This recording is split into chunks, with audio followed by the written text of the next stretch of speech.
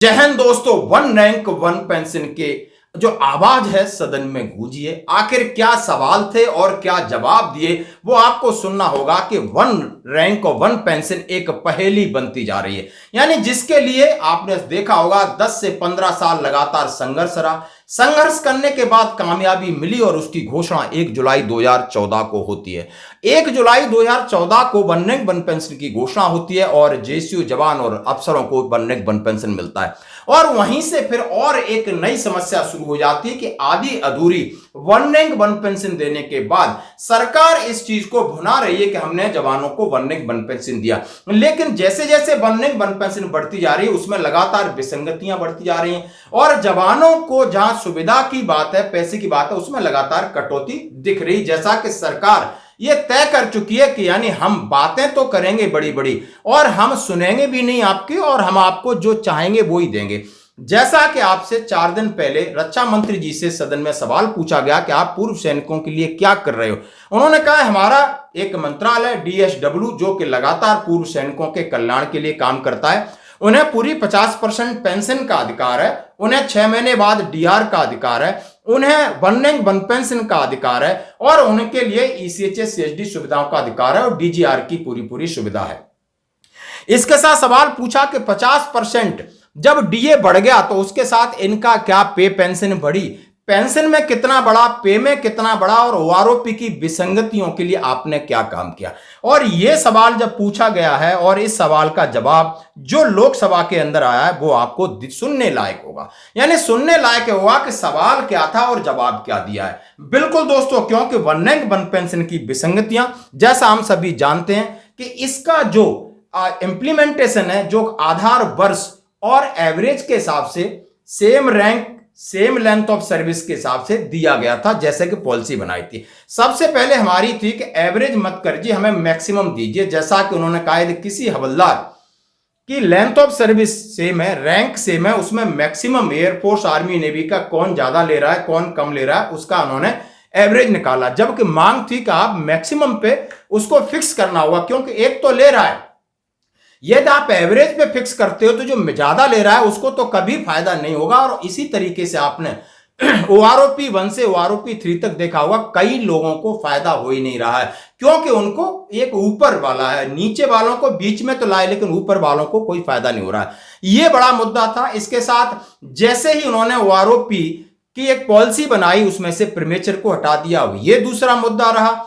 फिर यह रहा कि मानला फिटमेंट फैक्टर की वजह से बहुत सारा डिस्क्रिमिनेशन पैदा हुआ, यह एक मुद्दा था। विडो पेंशन का रेशियो यह मुद्दा था। एक्स ग्रुप का मुद्दा यह था। इक्वल मिलिट्री सर्विस पे यह मुद्दा था। तमाम रिजर्विस्ट पेंशन का ये मुद्दे थे और भी तमाम ऐसे मुद्दे थे जो कि सरकार के सामने रखे गए, एजिटेशन किया गया, गिड़गिड़ाया गया, रिक्वेस्ट की गई कि आप इनको कंसीडर कर लीजिए, इसके ऊपर ज्यादा बजट नहीं आने वाला है। लेकिन सरकार ने बिल्कुल नहीं सुनी। 2014 से आज तक जवानों की एक बात नहीं सुनी है, किसी भी संगठन को नहीं बुलाया और किसी से बात नहीं की।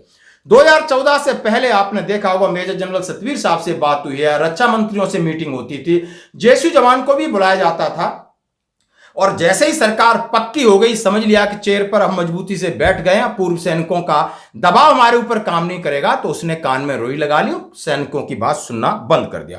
अब जब सैनिकों ने एजिटेशन किया, अपने नेताओं को मेमोरेंडम दिया और नेताओं ने जब संसद में बात उठाई, तब उसके जो जवाब आए वो शायद आपको कानों में से धुआं निकालने वाले जवाब है। बिल्कुल सीधा है। आप ये कहेंगे कि क्या सवाल था। और ये वन रैंक वन पेंशन में विसंगतियां, ये हेडिंग है। और श्री तनुज पूनिया साहब ने सवाल पूछा 1 अगस्त 2025 को, सवाल नंबर 2143। क्या रक्षा मंत्री बताने की कृपा करेंगे, क्या सरकार ने वन रैंक वन पेंशन योजना के कार्यान्वयन से उत्पन्न विसंगतियां और शिकायतों के समाधान के लिए कोई कदम उठाए हैं? यदि हां तो तत्संबंधी ब्यौरा क्या है? उसके बाद उन्होंने कहा है यानी whether the government has been taken step in address anomalies and grievances arising from the implementation of one rank one pension OROP scheme.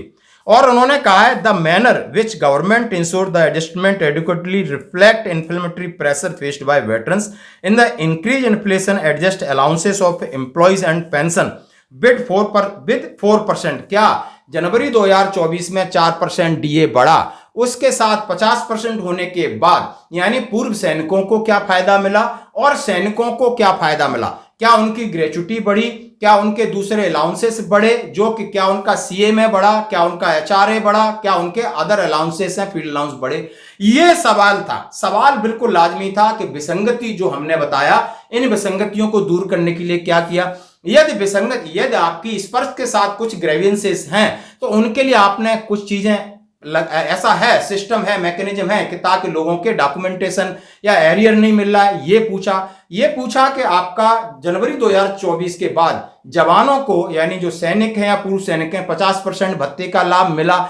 ये उनके सवाल हैं, जैसा कि मैंने आपके सामने हिंदी और अंग्रेजी में दोनों पढ़ के सुना दिया, आप भी समझ चुके। अब ये जवाब आप सुनिए हिंदी अंग्रेजी में बताऊंगा और जवाब देने वाले हैं श्री संजय सेठ।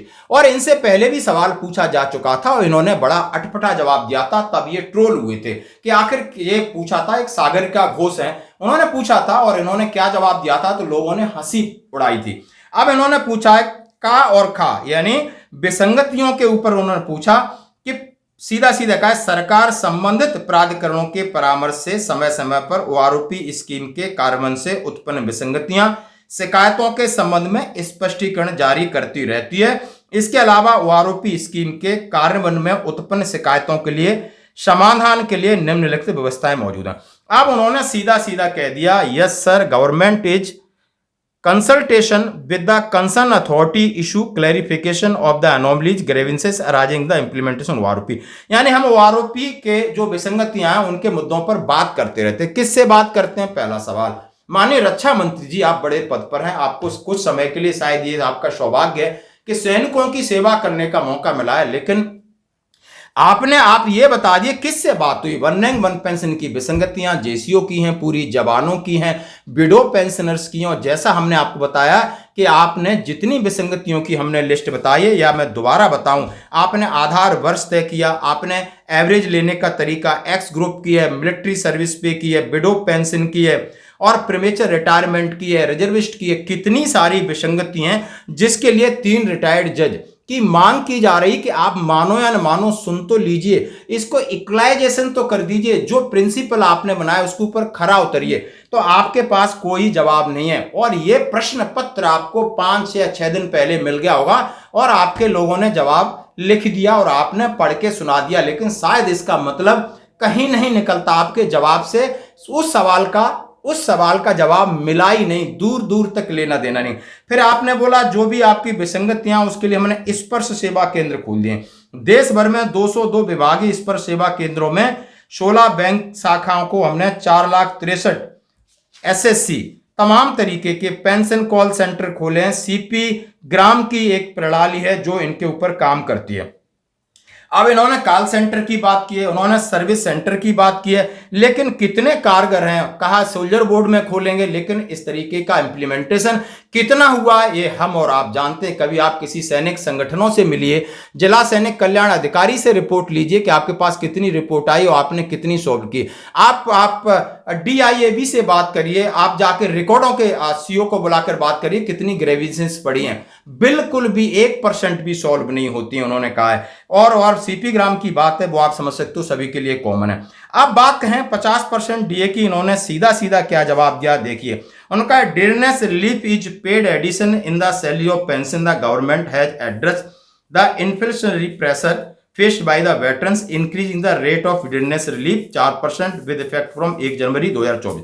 1 जनवरी 2024 से जैसे ही डीए और डीआर 50% हो गया तो उसका बढ़ोतरी का लाभ हमने वेटरन्स को दिया है। क्या वेटरन्स का लाभ दिया है? तो सिंपल डीए दिया है, उनके लिए तो कोई अलाउंसेस नहीं है। केस भी कितने दिनों से बंद पड़ी है, उनके जो एक्सर्विसमैनों को जो बाद में मिलना है वो भी नहीं मिल रहा। रही सर्विंग सोल्जर की, तो कई बार ये आदेश निकले, आज तक किसी को नोशनल इंक्रीमेंट ऑटोमेटिक नहीं बढ़ा है, किसी की ग्रेजुटी की सीलिंग लिमिट या किसी को किसका कितने अलाउंसेस बढ़े आप देख सकते हो। इंप्लीमेंट के लिए आज भी लोग इंतजार कर रहे हैं।